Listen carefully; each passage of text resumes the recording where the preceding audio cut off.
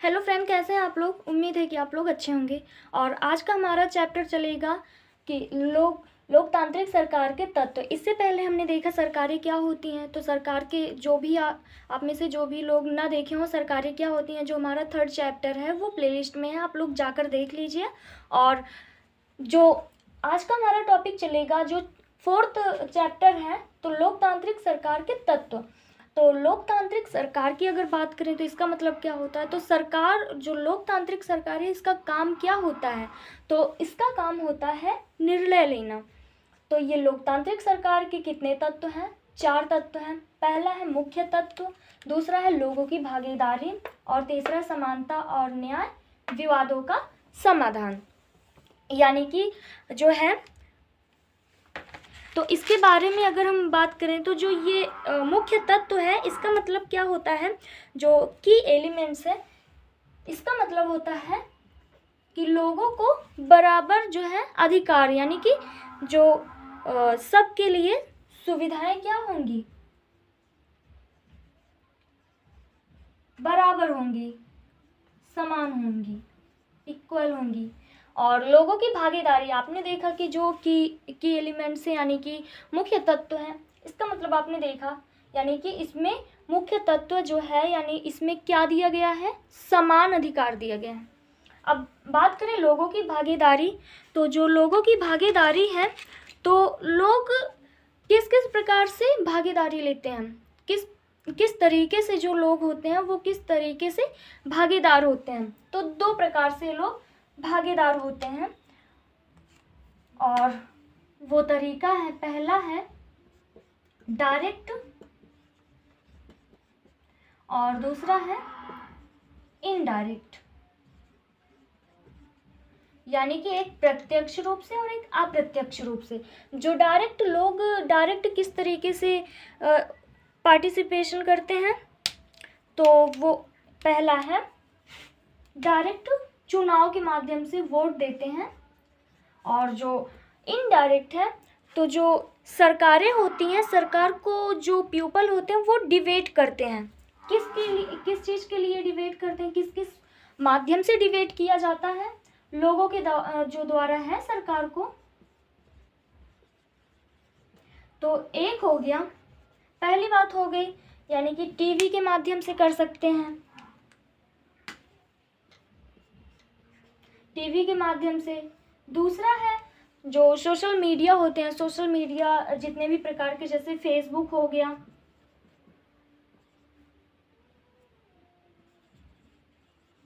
Facebook और Instagram और Twitter हो गया। ट्विटर, जो टीवी है, फेसबुक है, ट्विटर है, यूट्यूब है, यूट्यूब के माध्यम से भी डिबेट करता है। किसके माध्यम से,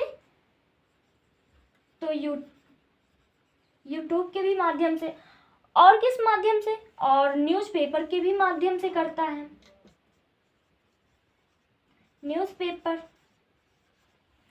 तो जो लोग होते हैं वो इनडायरेक्टली सरकार के प्रति क्या करते हैं, भागीदारी लेते हैं, डिबेट करते हैं, जो है लोग पार्टिसिपेशन लेते हैं। तो ये सभी तरीके होते हैं, टीवी के माध्यम से, Facebook, Instagram, YouTube, Twitter, newspaper, ये सभी चीज़ें होती हैं। और उसके बाद हम देखते हैं जो समानता और न्याय है। तो इसको आप लोग नोट कर लीजिए, आगे चलते हैं। समानता और न्याय के बारे में देखते हैं। जो समानता आप देखे होंगे, तो DS नकारा ने 1985 ईस्वी में, जो DS नकारा थे 1985 ईस्वी में सुप्रीम कोर्ट के माध्यम से डिफाइन किया है, जो 3 शब्दों में लिखा गया है। तो आप लोग इसको नोट कर लिए होंगे, इसे इरेज करते हैं, आगे देखते हैं समानता और न्याय।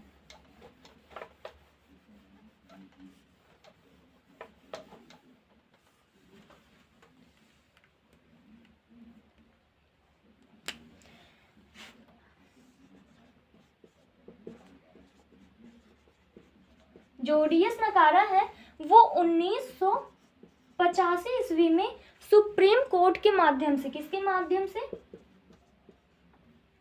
सुप्रीम कोर्ट सुप्रीम कोर्ट के माध्यम से डिफाइन किया है। कितने शब्द में डिफाइन किया है? तो 3 शब्दों में डिफाइन किया है। किस चीज़ को? समानता को। समानता को जो है 3 शब्दों में डिफाइन किया है। और बात करें हम पहली बात है, पहला शब्द है, तो पहली बात क्या बोला है कि आय की समानता को कम करना है। किसकी समानता को? जो आय है, आय की समानता को डाउन करना है, कम करना है। जैसे एग्जाम्पल के जरिए देखें तो जैसे मान लीजिए किसी का आय 8 है और किसी का आय कितना है? 2 है। तो जो 8 की आय है, 8 वालों की जो आय है, इस आय को हमें कम करना है।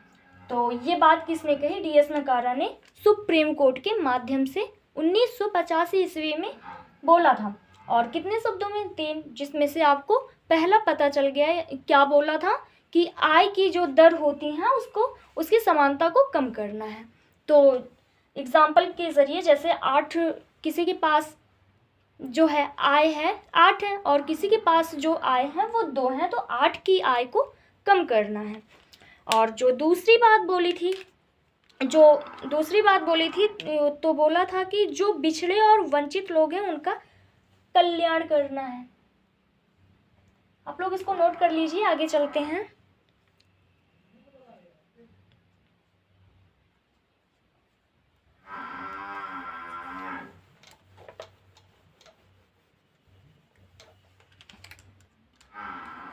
दूसरी बात क्या बोला था? किसने? तो DS नकारा ने दूसरी बात बोला था कि जो वंचित या फिर पिछड़े लोग हैं,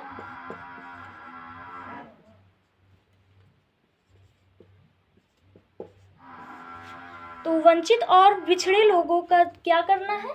कल्याण करना है। और तीसरी बात उन्होंने कहा कि जीवन जीने की जो शैली है उसके स्तर को कम करना है। जो तीसरी बात बोली तो उन्होंने बोला कि जीवन की शैली को कम करना है।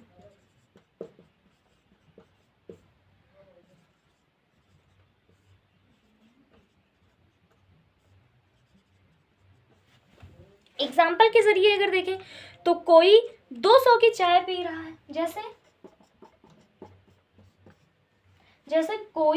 कोई 200 की चाय पी रहा है और कोई 2 रुपए की रोटी नहीं खा पा रहा है, तो जो इसके स्तर है उसके स्तर को कम करना है।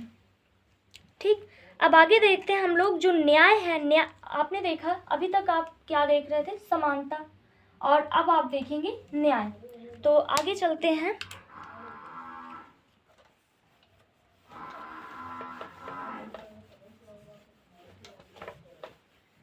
सबसे पहली बात पूछें कि न्याय की आवश्यकता क्यों पड़ी? तो हम समान जो है, हम असमान हैं। क्यों असमान है? क्योंकि हमारे पास विविधता है। तो न्याय की आवश्यकता क्यों पड़ी हमें? तो न्याय की आवश्यकता इसलिए पड़ी क्योंकि हम असमान हैं। और क्यों असमान है? क्योंकि हमारे पास विविधता है।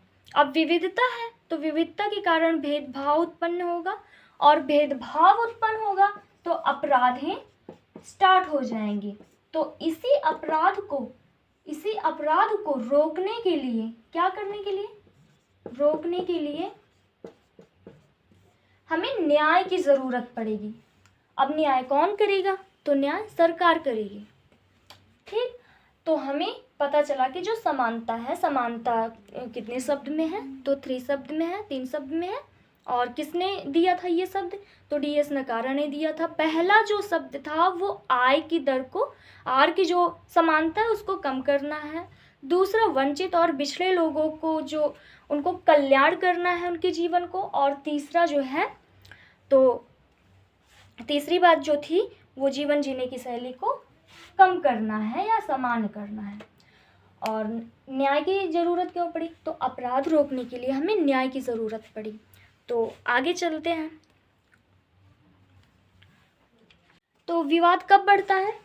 तो जब लोगों के बीच विभिन्न प्रकार की संस्कृतियों, धर्म, भाषा और भी प्रकार, जैसे कि आर्थिक समस्याएं हो गई, आर्थिक पृष्ठभूमि, तो क्या जब लोगों के बीच विभिन्न प्रकार की संस्कृतियों, धर्मों और भाषाओं और आर्थिक पृष्ठभूमियों के बीच जो है तालमेल नहीं बैठता है, तब क्या उत्पन्न होता है? विवाद उत्पन्न होता है। और यह ऐसा तब भी होता है जब लोगों को लगता है कि हमारे साथ भेदभाव किया जा रहा है, तब भी विवाद जो है उत्पन्न होता है। और लोग अपने विवादों को रोकने के लिए विभिन्न अलग अलग प्रकार से जो होता है हिंसक जो है लड़ाइयाँ लड़ते हैं। तो आपने देखा कि विवाद की उत्पत्ति कब होती है? तो जब लोगों के बीच किसी भी प्रकार से तालमेल नहीं बैठता है, और या फिर जब उनको लगता है कि भेदभाव हमारे साथ किया जा रहा है, तब उन्हें ऐसा लगता है कि विवाद की उत्पत्ति हुई। और विवाद का जो समाधान, अगर हम बात करें कि विवाद का समाधान किस तरीके से किया जा सकता है, तो पहली बात तो करें विवाद जो है, विवादों में कितने प्रकार की सरकार जो है काम करती है। विवाद का समाधान, तो इसमें दो प्रकार की सरकारें काम करती हैं। एक तो केंद्र सरकार है जो स्टेट गवर्नमेंट है, और दूसरा है केंद्र सरकार यानी सेंट्रल गवर्नमेंट, और दूसरा है राज्य सरकार यानी स्टेट गवर्नमेंट। तो बात करें कि मान लीजिए स्टेट की हम बात कर रहे हैं, जैसे कि यूपी और बिहार की बात कर लेते हैं। जैसे यूपी और बिहार, तो जैसे ये दोनों क्या हैं? ये दोनों राज्य हैं, स्टेट हैं। तो किसी दो स्टेट में अगर जैसे यूपी और बिहार के बीच तालमेल नहीं बैठ रहा है, तो इसका समाधान कौन करेगा? इसका समाधान करेगा केंद्र सरकार। क्या करेगी? समाधान। तो आप सोच रहे होंगे कि भाई राज्य की बात हो रही है, अगर राज्य में यूपी और बिहार के बीच अगर मतभेद हो रहा है तो राज्य है तो राज्य सरकार करेगी, लेकिन यहाँ पर राज्य सरकार उसका समाधान नहीं करेगी, यहाँ पर स्टेट जो सेंट्रल गवर्नमेंट है वो इसका समाधान करेगी। तो आपने देखा कि आज हमने देखा जो हमारा चौथा चैप्टर था लोकतांत्रिक सरकार, इसके जो मुख्य मेन पॉइंट होते हैं वो हमने क्लियरली देखा। आप लोग अच्छे से जो है नोट्स बनाते रहिए और स्टडी करते रहिए, रिवीजन करते रहिए। जो भी आपको कन्फ्यूज़न लगे जो है कमेंट बॉक्स में ज़रूर लिखिएगा, और तब तक के लिए आप लोग अपनी तैयारी करते रहिए। धन्यवाद, टेक केयर।